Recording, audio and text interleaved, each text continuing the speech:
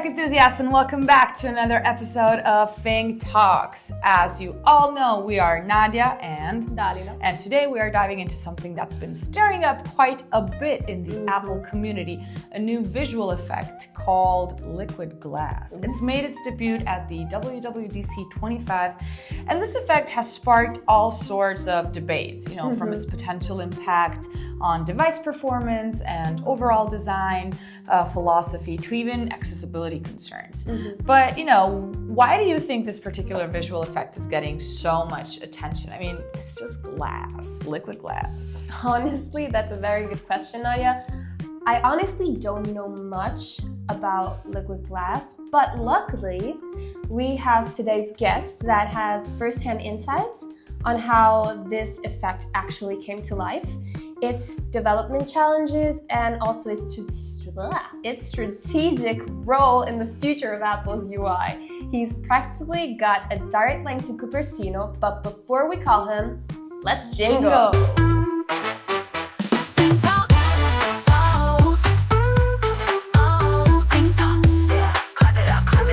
Nadya and Dalila tech talk that rocks.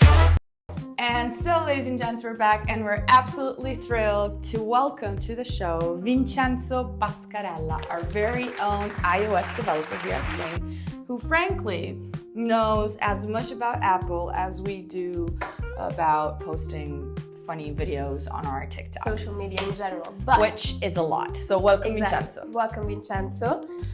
So, I think you heard the rumors around the office about the very first question that we ask our guests. So here it comes. If you could be an animal, which one would you be and why? Hi everyone. If I could be an animal, maybe I would like to be a fox or a raven, and that's because they are both clever and capable of solving complex problems. And another part of why I want to be a fox or a raven is because they are silent observers, and so they first observe and then act precisely to reach their goals. Okay. That's why he's so silent. That's why he's so silent. It's true. It's Makes true. sense. That's actually very interesting, very unique. You picked two animals instead of one. But now let's get to business and, talk a little bit about your background, right? So you had a pretty unique 2-year experience at the Apple Developer Academy here in Italy, near Napoli. Can you tell us more about, what the Apple Academy is, what makes it approach to education so, I'd say, unique, one of a kind, and how did that experience prepare you for the role that you have today as an iOS developer? So I started approaching to the digital world, computer science at the university, and while I was doing the university, I decided also to join the Apple Developer Academy. That is a program that is worldwide sponsored by Apple, and in this program, Apple wants to train new professionals around the iOS world. That is not just about coding and about developers, but it is also about business experts and designers. This is something that in Europe you can find only in Naples and not in other part of the Europe and of Italy. And in this program, you have to follow a path that is not standard as in the university programs, and that's because you have not exam to do or grade to take. You are free to do whatever you want, so there is no a minimum level to reach or a maximum to reach. And if the factor of not having a minimum level may seem something that is good, that it's easy, actually for the one less motivated, is not so good because they struggle in feel motivated to do always more. But actually for the people that are self-motivated, it's better because they can reach whatever they want, and not like the university. If you take the most, so the best grade as possible, you can also set it as a finish line. While at the academy, you don't have a finish line. And living in this ecosystem provided by Apple, let's also you as a person understand all the mindset around new products that are produced, are created around the iOS environment, and not only the iOS environment. And this is something that really helps me in my daily job, because of course having a computer science background is essential for daily work, but it's also important to have the mindset to polish your product and to make something new, something meaningful that will attract the most users as possible. So now that we've had an overview of your background, let's get into the core of this episode and talk about a little bit of liquid glass. So we mentioned its grand debut as a highlight at the WWDC 25. For those who haven't seen it in action, can you explain what liquid glass is? Take as an example as us, as social media girls. And can you explain liquid glass from a technical and also a design point of view, and also what specifically makes this visual effect so innovative?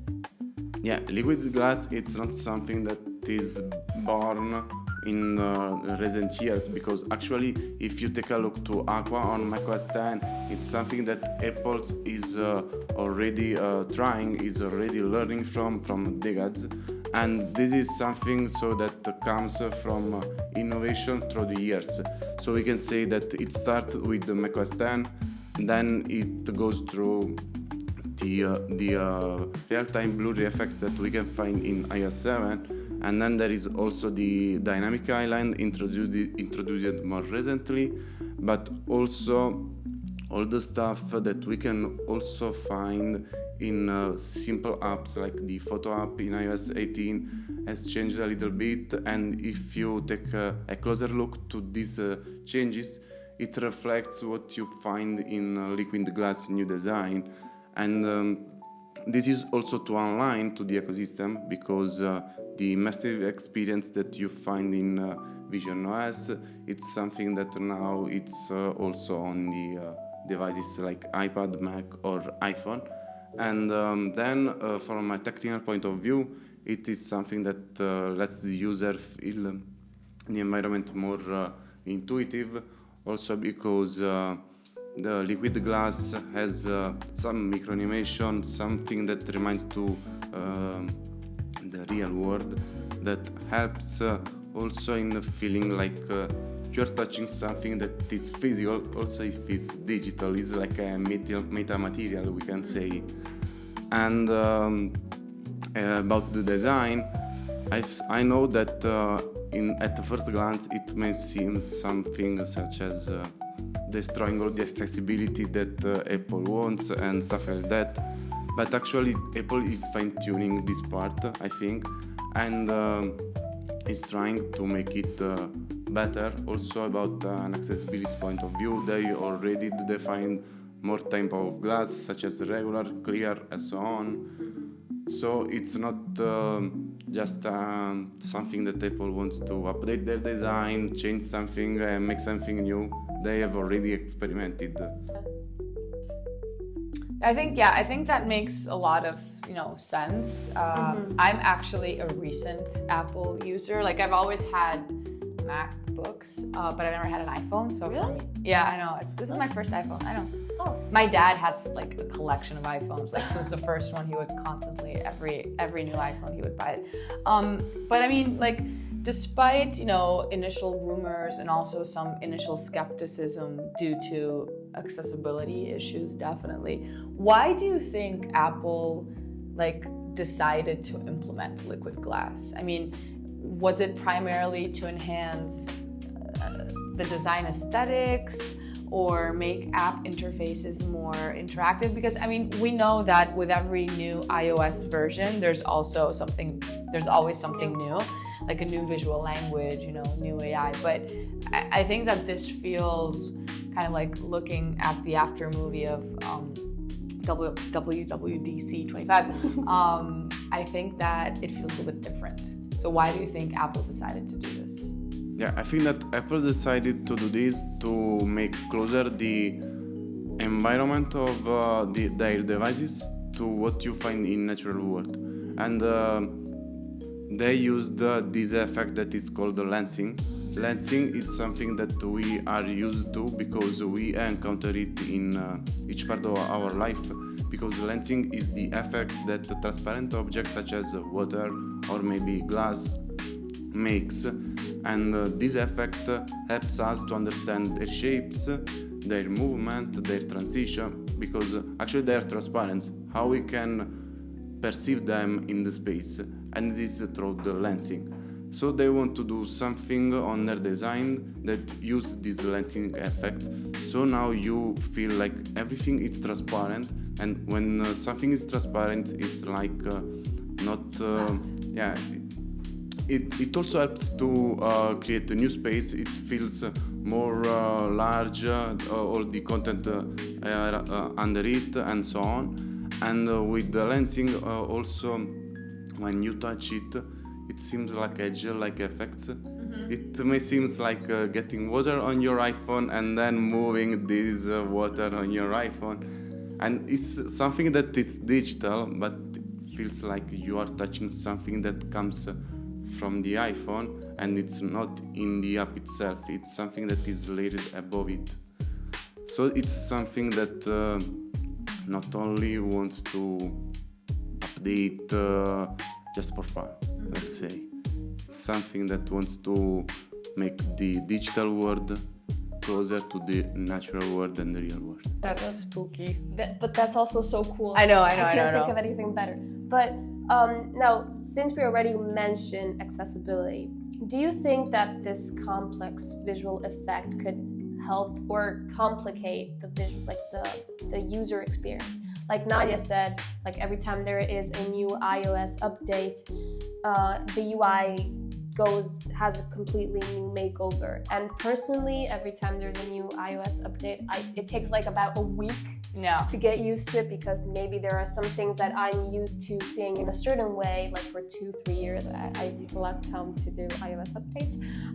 It completely differs. So, like, are users, about your opinion, of course, are users generally okay with this constant, changement and evolution of design and effects? Like, is there a point when it gets too much? Yeah, surely there is a point when it gets too much, at least in my opinion. And so I think that this is the part where Apple needs to fine-tune this new experience that they are providing to their user. Actually, if you go to their beta version, they changed from a more liquid glass, a less liquid glass, and something like that. And that's because they are fine-tuning this part. They're also fine-tuning the part about the accessibility of it, because someone has found some problems with the part of the app that overlaid other parts that are more colored or less colored, with a brighter color or with darker color and stuff like that. So they're trying to fine-tune this part, but in the end I think that they are adding all this micro-animation or this fluidity, then the gel-like responsiveness of the components and stuff like that, as you said, you are used to stuff that are new, but when they come out, actually they were not so new. Yeah, they were something that the user feels like strange, but now you are used to it. And I feel that from the next major release, maybe, or 2 or 3 years from now, when you will look back maybe to older apps on your older iPhone, you'll feel like, okay, but something is missing. And what is missing? All this fluidity, all this transition that will come with liquid glass.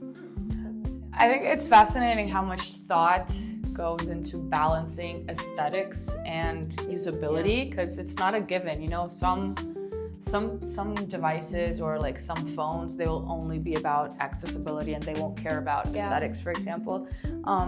So, my question is, will liquid glass be universally applied across all apps? Like, is it going to go straight on and be available just like right away with all of the apps? Yeah, this is a really a good question. Also because a lot of users think that now all the apps will change. Okay, yeah. So that's my question. Like, is all of the apps are going to change right away, or? Yeah, this is something that all the users are thinking about, and this is not the case, or at least it's not what Apple recommends. Because what Apple recommends to do is to just create a layering approach where you have the navigation that is built with the liquid glass effects, while all the part that is under the navigation, it's something that needs to be as it is. Maybe you can just modify something, but it's not so crucial to modify. And this is also because liquid glass it's something that is by nature resource intensive. So it will drain battery, it will consume a lot of resource, and all this stuff needs to be done with a strategic approach. So all the developers should focus on this part carefully. So now let's completely change subject. So I think that since I have memory, Apple has always had kind of enemies. Like, for example, for the iPhone, there was the feud with Android. Still is. Exactly. For the laptop, Microsoft with Windows. Like, also speaking which of the provocative Windows post saying just gonna leave it there about what was always like we're gonna put the glass post. kind of. Yeah, exactly. So what do you think are the differences and similarities between the two? I mean, Windows had Vista and now Apple has liquid glass. So do you think that Apple copied Windows? I mean, also because they did have Aqua OS, you said it before, with some similar effect years ago. Yeah, maybe enemies is not the right word. They are just competitors, fellow runners. We're gonna be sued by Apple after this. Yeah, I will call them enemies, just like competitors or fellow runners in the same marathon. If you run a marathon alone, maybe you just walk, not run. So, That's a good one, it's true. so competition drives also innovation, I think. And if Apple now is focusing on this approach of glass, liquid glass or whatever it is not only learning from his past, but also from past of his competitors like Windows Vista, as you said, and so on.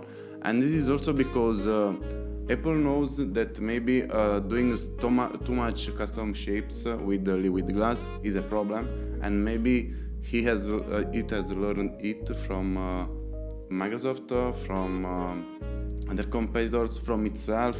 So this is why maybe they recommend to just using some components with the liquid glass and not a whole app built with the liquid glass with custom shapes, because we all know that Windows had a problem with their resources because these glass effects has a lot of GPU needed to let's say compute all these effects and so on. And so I think that this is not so a fight between enemies.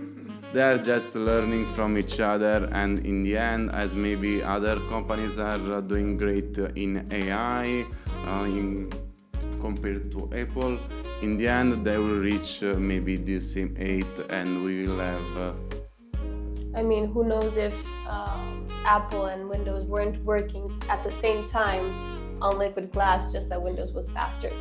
And you never know. It could be true. It could be true, but I think that would be a public record in some way. Yeah. So, all right, Vincenzo, so thank you so much. We're gonna end our episode like all of our guest episodes, and we're gonna do a little game which Dali loves, and it's called Apple Fact or Fiction. So we're going to read some short statements about Apple's history, products, or rumors. Some are true and some are made up, okay? So you have to guess whether they are a fact or a fiction and also explain why. Oh, that's really Okay. All right. Can I start? Of course. Okay, so the first one. The first iPhone didn't have any app store. Fact or fiction? Yeah, this is a fact because the App Store came after the release of the first iPhone. At the beginning, the innovation was just about the touch screen and so on. Okay, he's correct. Yeah, he's correct. It's true. He knows his stuff. All right, well, we'll see. It's only the first question. Liquid glass first appeared on the Apple Watch. Fact or fiction? I have to think about it, but I don't remember that it appeared on Apple Watch at the beginning. But What's your final answer? no, I don't remember that it appeared on the Apple Watch. Okay, so it's fiction? Yeah, it's fiction. Correct. You're correct. Because liquid glass was actually only introduced in June 2025, so. Okay, third one.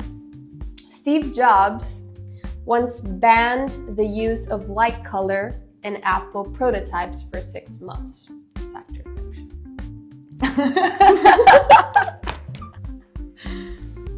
Maybe I was too young. I mean, just think about it. I mean, prototypes. It means like phones and you know, headphones. No, I think it's a fiction because they have too many products that are white. Exactly. It's Exactly. true. All right, so, well, this one is easy because of his shirt. But anyway. No, okay, I'm gonna. I didn't know he had a shirt. Yes, I'm gonna skip this one because the question was the Apple logo was originally rainbow colored, and so. Anyways. All right, so I'm gonna skip it and go. Aqua OS was first shown to the public in 1999. I think that I was already born. Maybe I have 1 or 2 years, so it's about 2001 or 2. Fiction. No, It's a fact. It's a fact. How old are you? it's before I was. Okay, so you're like what? 24? 23? How old are you? 20? Oh, you were. Okay, so we have the same age. Okay. All right. 5 last month. Okay, true. That's true. Okay, next one. So Apple's first wearable product was the iPod Nano with a watch strap accessory. Fact or fiction? I think it's fiction because from what I remember, it's always in the pocket of the jeans, so it's without any straps from what I remember. Also because I think the only accessory that is wearable, I think It's the watch. It's the watch. It's the Apple Watch. Exactly. First iPhone didn't support copy and paste. Oh, this is really hard. You did the academy. Yeah, but this is history. I'll try with the fiction. Why not doing the copy and paste? Actually, it's a fact. The first iPhone didn't support copy and paste. You could just edit the words, but you couldn't copy and paste it. And then last question. Okay, the first version of iOS was actually called iPhone OS. Fact or fiction? Yeah, I think that this is a fact because I've found some part of code in some apps when they define it as iPhone OS. Oh, really? Well, that's cool. Well, that's true. I mean, it's a fact. So. Yeah. Right.